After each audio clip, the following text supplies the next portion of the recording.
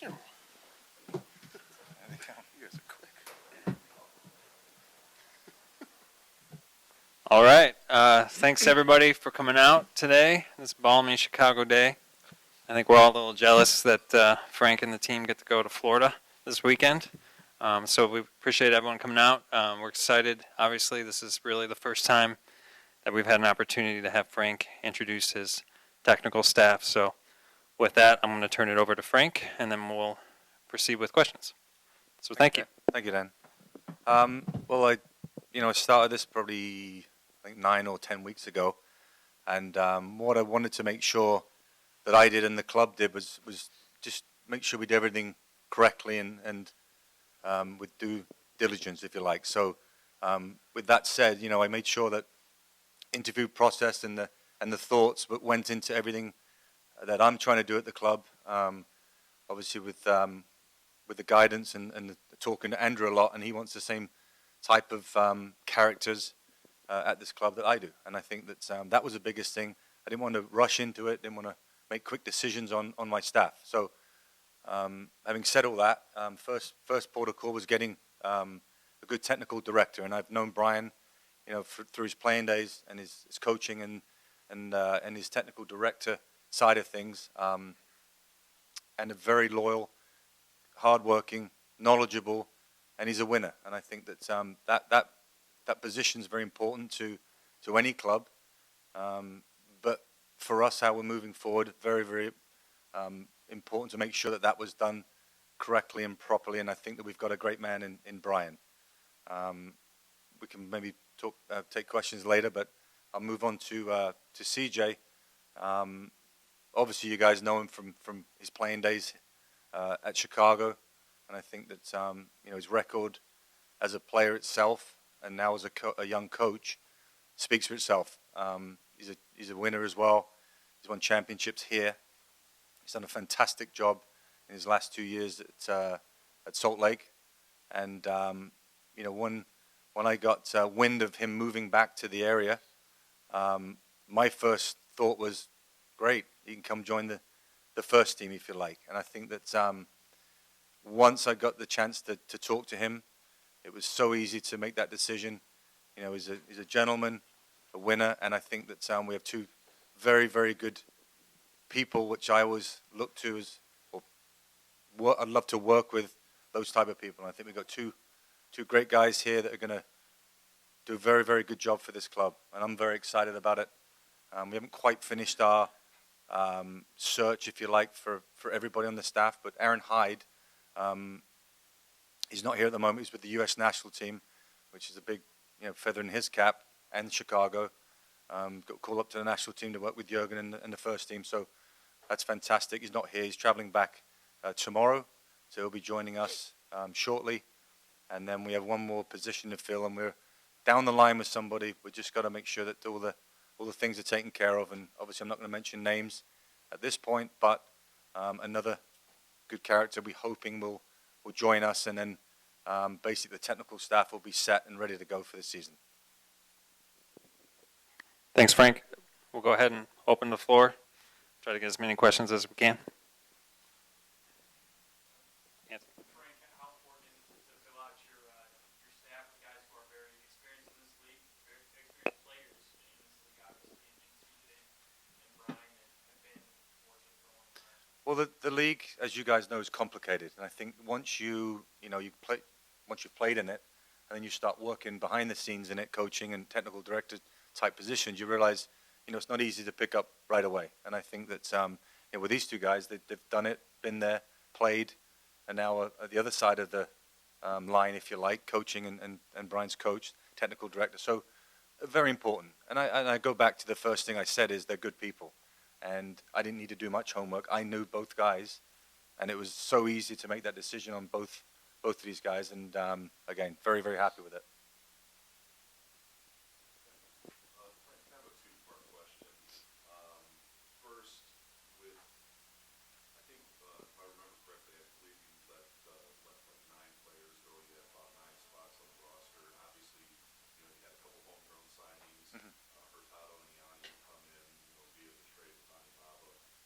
How many more slots do you anticipate filling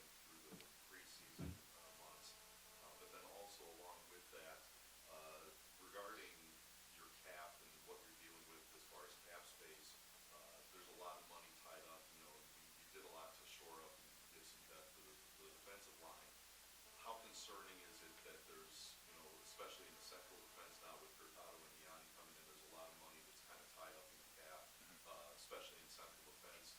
And how is that? How do you tackle that as opposed, in the greater scheme of things, so to speak? Well, the cap itself was a challenge, and it's not going back on things, but every team has to deal with what they get given. And I think that what we made sure, myself and Brian, once we got working on it, we wanted to make sure it's going to be set up for years on, and we didn't want to sort of break the team up and try to change things. When I felt all along this team's pretty close to being a good side. I mean, they won 14 games last year, which is good in our league.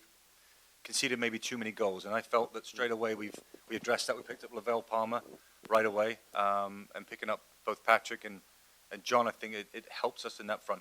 There may be some movement still with some players to make sure that we're nicely balanced.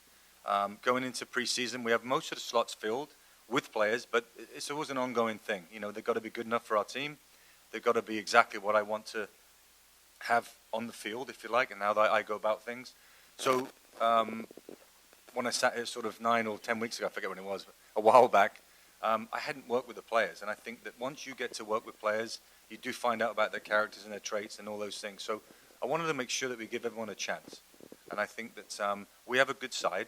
Are we looking to change it? We're always trying to better ourselves. And I think that the minute you stop looking and scouting and trying to make the team better, you'll stand still and you get overtaken. So we're always on the move of trying to better the side. Going into preseason, jobs are up there for anybody. I wanted to make sure that it's wide open. Everyone's going to get an opportunity to do their thing and make the team. And I think that that's always good in any team. Healthy competition is what we want, and I think that's what the players want. So there could be some changes. It could be a similar team. Again, we're forever looking, and hopefully we'll make the right decisions as we move forward. Brian, can you talk about your role and your responsibilities? Yeah, I mean, basically a lot of the stuff that I've been doing in the past. Obviously going to assist Frank in formulating the roster, making sure we're cap compliant, and working with the league on that, negotiating the players' contracts, scouting domestically, internationally. All the things that I've been doing in the past, few years, obviously with Columbus and all that. And, if need be, I can always help Frank and the rest of the staff on the field when needed. But primarily it's going to be the duties that I just described before, and that's making sure that we're buttoned down and we've got a direction and a way that we're going about our business in terms of contracts, player identification, and managing the cap. How much responsibility for finding players falls on your shoulders now? Well, I mean, I think everybody has a responsibility in that, Frank included, the assistant coaches included. They use their resources. I use my resources, and that's some overlap there in terms of agents and people that we use to help provide us information. Boots on the ground is always good in terms of having people at events. I'm one guy, can't be everywhere. We anticipate hiring a few others. Once we get some of the first team stuff shored up, we'll have some other guys I think that'll be on board in roles in the scouting area. But I'm certainly not adverse to getting on an airplane and going places and looking at players. However, we need to have a plan of action and just not randomly looking for guys. We need to have guys identified, then go see them rather than just randomly showing up and saying, hey, I like that guy. So, I'm not adverse to that, and it's in my nature to identify players. And again, it falls on Frank as well as the assistant coaches to bring players to the forefront.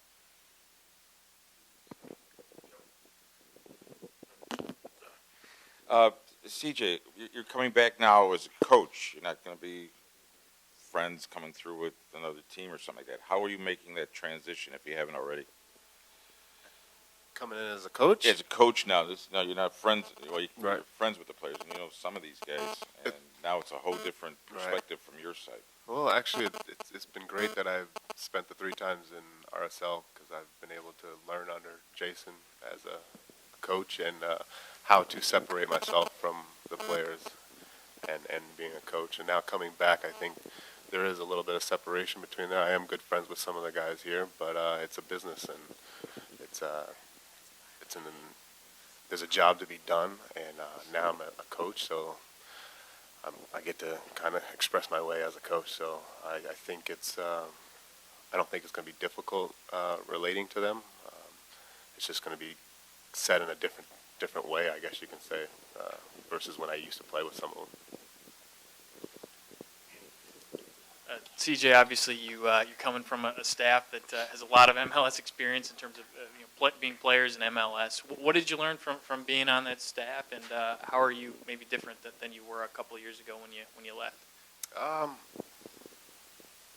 I learned a lot from working with them on just the whole setup of trainings and how to relate to guys, relate to players. As being a player and trying to relate to a player was easy because you're on the field doing it with them, and now I'm not on the field doing that with them, so I have to learn different ways to speak to guys and to try to get my point across, or to try to get our philosophy across of what we want. So I think the past 3 years I've been able to work on that, and I think it's something I really enjoy doing. So I don't think it'll be difficult. How crucial, obviously you've got another staff here that has quite a bit of MLS experience. Can you talk about how crucial that was, that they were so familiar with the league as being players in the league? I think it's great because now, you after watching what they've done and seeing what Frank's about is being a competitor, wanting to win. I mean, all those run together. So for us. I think it's an easy transition into getting that point across to the players here. Hello, this question is for Frank. What kind of game you expected for the Chicago Fire? You're gonna put your philosophy of the game will be a defense aggressive for this 2014. How can you describe your technical? Well, I think first and foremost you need to be, good defensively. And I think if I look at us, from last year, I think maybe we did concede too many goals. That being said, I like to try and play in the opponent's half. If you see any of my teams play, it's a very high tempo. I like to create a lot of chances, and I think that's what the fans, especially at home, want to see, and they want to make sure that we're giving them value for money for the product we're going to put on the field. It's about winning, but I think winning in style is always a better way of going about things. So, for me, it's making sure that everyone's on the same page. Everyone's going to give 100% for sure when they play. If they don't, they won't be playing. So it's a pretty clear message. I love to try and attack, although I was a defender. I was an attacking defender, if you like. So I love to get forward when I played. So I love my outside backs, if you like, to join in, just to make sure that we are taking it to the opposition and not waiting to see what they do.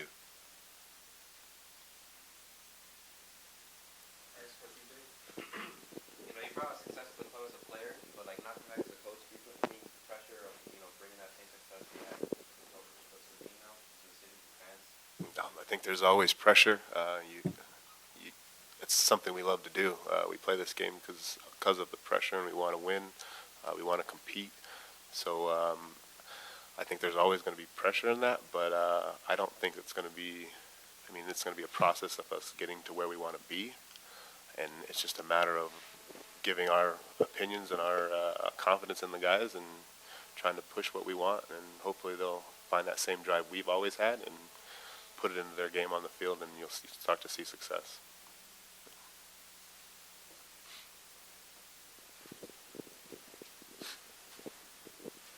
For Brian, you've had a chance to compete against the Fire the last couple of years with Columbus 3 times a year for the most part. How does that help you going in, now coming in and working for the Fire, and what areas did you see in the past and what areas do you still see that you might still need to improve on? Yeah, I mean, it's always easier when you're, moving from one club to another within its own division, because you do have a little bit more knowledge of those teams than you would if I had taken a job in Portland. So we do see them more often and prepare to play against those teams. Look, there's always a rivalry there between the clubs. That's been in the past. The passion that I think the Fire players have always had. The ability to have good results at home have always stood out in the past for me, for Chicago.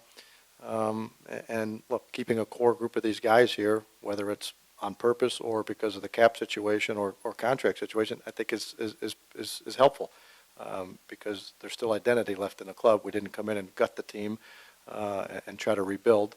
A lot of these guys are coming back, so we still have good knowledge of what this team has in place. And, with a few of the tweaks that we've made so far with some trades, this team can be very competitive. And I think if we can shore up the back line, I think you're going to see, a team that can score some goals, attack, but also be a little bit more efficient in the back line.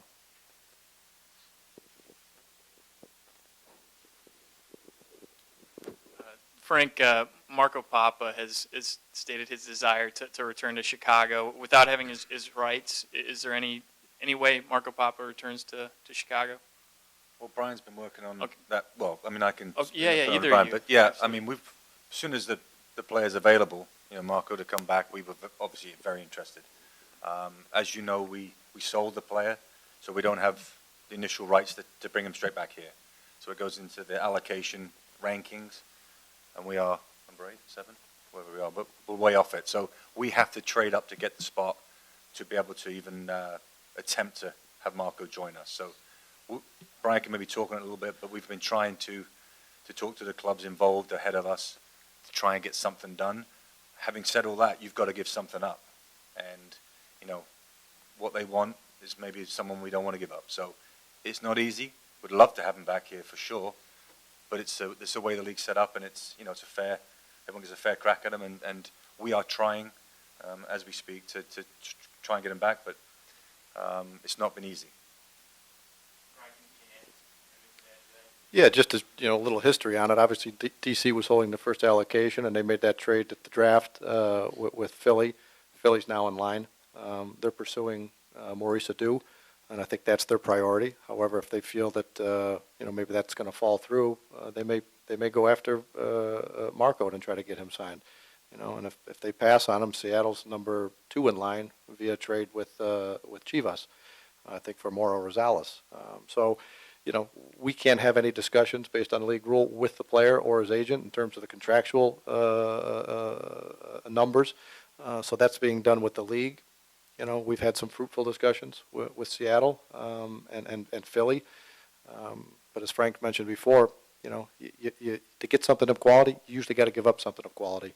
And I don't think we're at the point yet with either one of those discussions that we're in agreement on any of those formulas that might make it work. However, if something doesn't work with the signing of that player with one of those other clubs, we're more than prepared to make an offer. So it's just a matter of waiting our turn and maybe coming to an agreement with one of the teams that's before us in the allocation order. CJ, you worked with, obviously, side by side as a player with Segares and with Bakari.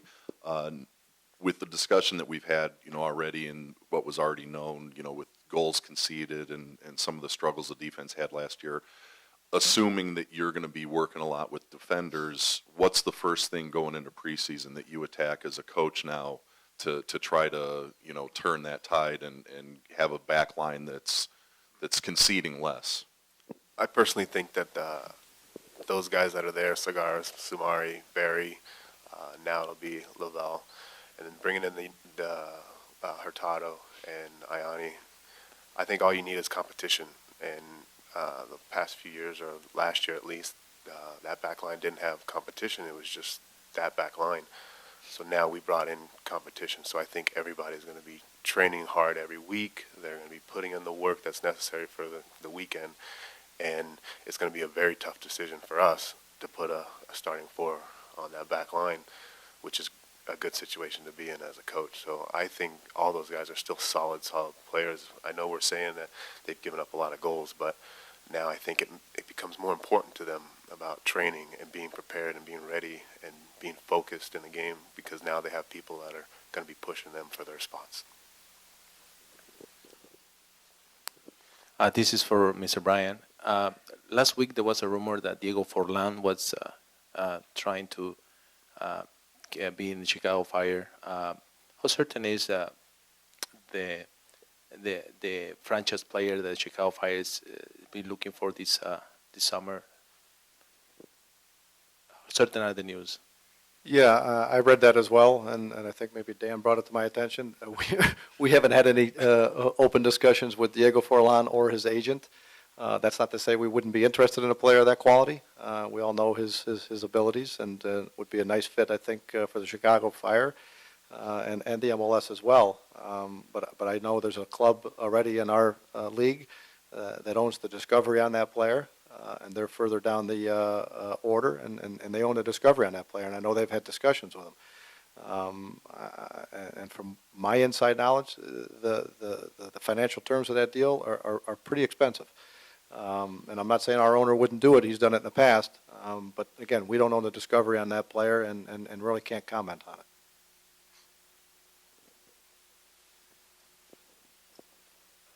Warren?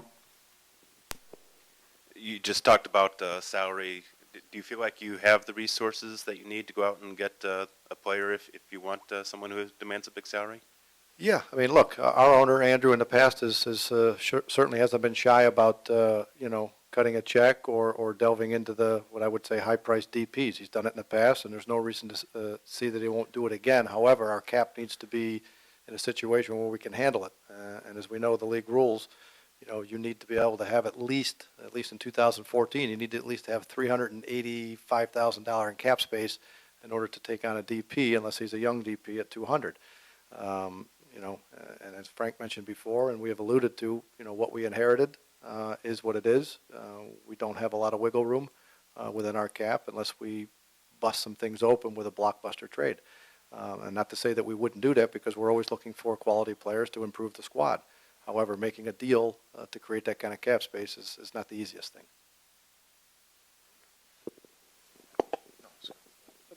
For Brian and Frank, you mentioned the possibility of bringing in some trialists in training camp. How close are you to finalizing your training camp roster, and when will the actual names be released?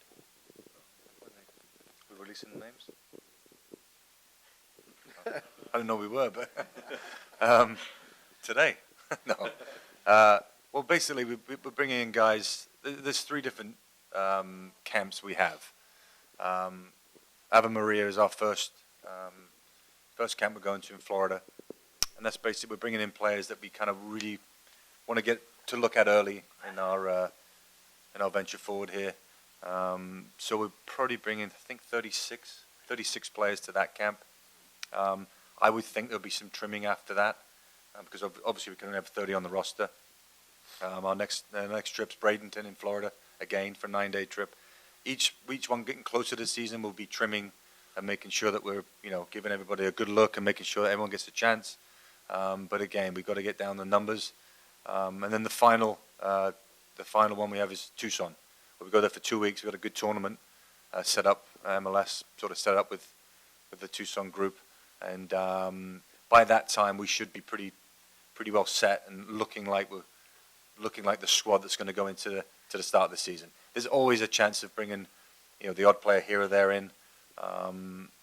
We want to look at players, and sometimes bringing them in is a good time, a good way of feeling what they're all about, learning about them as a person and a player, and that seems to work better than just going scouting and then signing somebody. So if we have a chance to bring them in, it's always a good thing. So, there'll be players coming in and out, but not too many, I wouldn't think, after the Tucson tournament. You had a couple of players on international loans last year that ended the year internationally. Can you give us an update on those players, specifically Federico Pupo and Baruch, and what their chances of coming back are? Baruch, right now we're talking to, he's our property, so he's actually got an injury right now. So he's getting himself fit, and I'd like to, we're bringing him into preseason. I kind of liked him when I saw him play for Chicago 18 months ago, whatever it was. So he's a player that, with our cap situation too, will fit in if he does well. And Pupo, right now we're just trying to work out a deal. He's not too sure he wants to come back. We can't handle him anyway, so we're just trying to work out the financial things to move him along and let him get on his way. Joe? With possibly McGee and Johnson being on Olympics and World Cup. How are you going to work with that scheduling to get them the right training without exhausting them, or vice versa, having them being exhausted from the intense play of those world-class competitions? Yeah, well, I mean, Sean's used to, you know, going in and out of the camp. He did sort of last year quite a bit. I did have a good conversation with him just before Christmas, and I sort of said to him, when do you need your breaks? Because I don't want to burn him out, and all of a sudden he's not looking forward to coming to training and playing. So, great conversation. He said, I just need sort of 4 days where I can kind of clear my mind, get everything out of my system, and I'm ready to get going. He doesn't want, big breaks. I spoke to Mike about it. It's his first time sort of into camp with the U.S. team. There's no guarantees. We're hoping he does make the World Cup squad, so it's fantastic for him. But he's never been into many camps or never been in the camp, so he's brand new to it and he's pretty excited about it. But what I'd like to say is, I'll manage the team as it needs to be moving forward. If they need a break, we're pretty good at, we've all played, and we know in this league it's a long season and it's a slog. So that the players themselves will get the mental breaks when they need them, and I think that that always helps to get results in this league. And I think that managing the players is everything. And I think no different to international guys or even guys we have here. I want to make sure that we manage them well and they give us their all when they're on the field.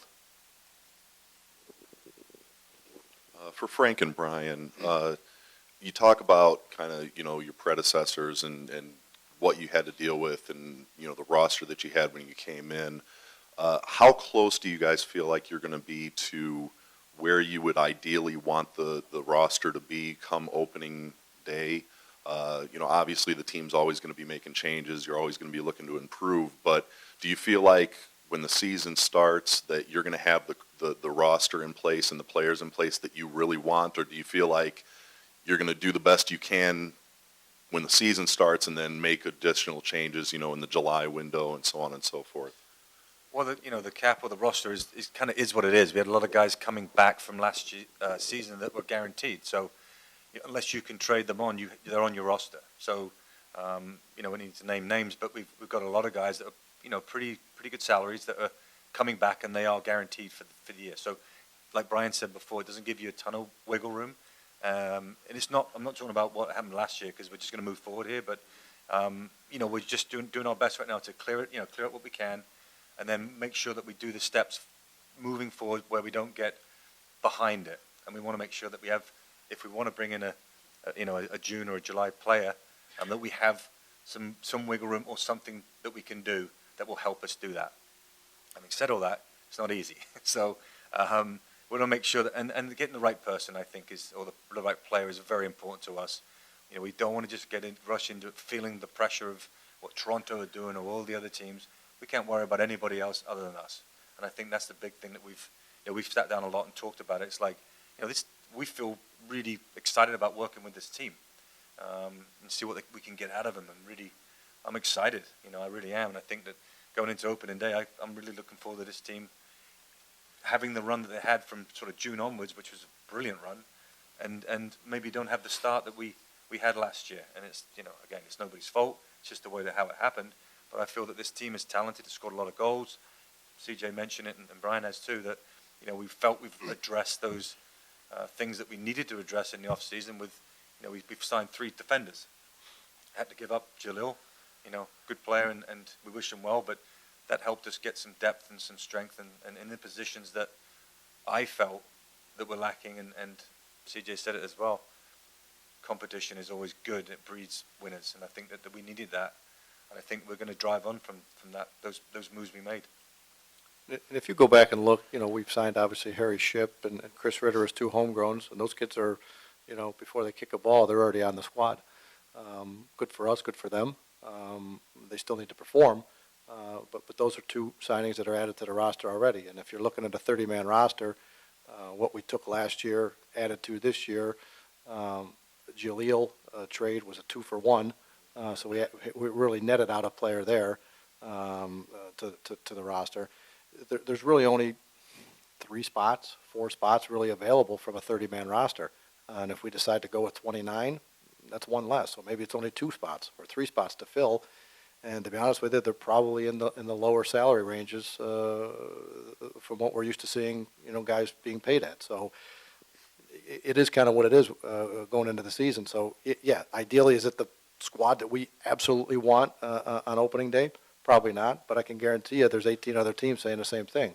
I wish I could make some changes that I can't make. So we're no different than the others, and we have to accept that. And, not, as Frank said, look at the past. Let's look forward. Last call. You mentioned the homegrown players that we just signed, and we've had a couple guys in Kellen Gully and Victor Pineda, and really haven't seen any of these guys. How do you balance the demands of having to win soccer games, but yet also getting these kids in there, and they're not going to get any better sitting on a bench, and all that. And I think a lot of people want to see, well, what can these kids do? So how are you going to try and balance that? Well, it's basically I got to see what they're all about when they get on the field, and I think that's the biggest thing. We would like to sign the homegrowns, and it's obviously a good thing for a club to do that. But obviously, the main thing for the first team is it's about winning games.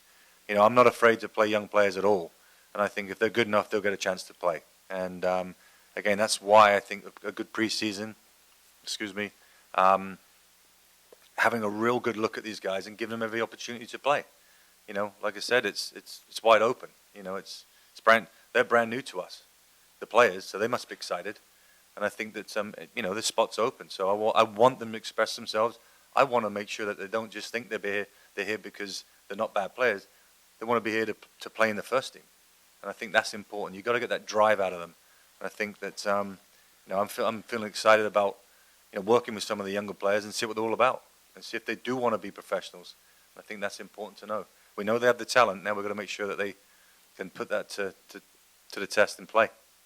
I think also, Frank's personality and his coaching style is one that breeds confidence, and he's one guy that pumps confidence into players. And as we know, any young player who steps onto a field with their first professional club usually is about confidence and not so much the ability. And how does that translate from a training session to the game and the pressures around the game? And I think Frank has shown in the past that he's very good at that and getting the most out of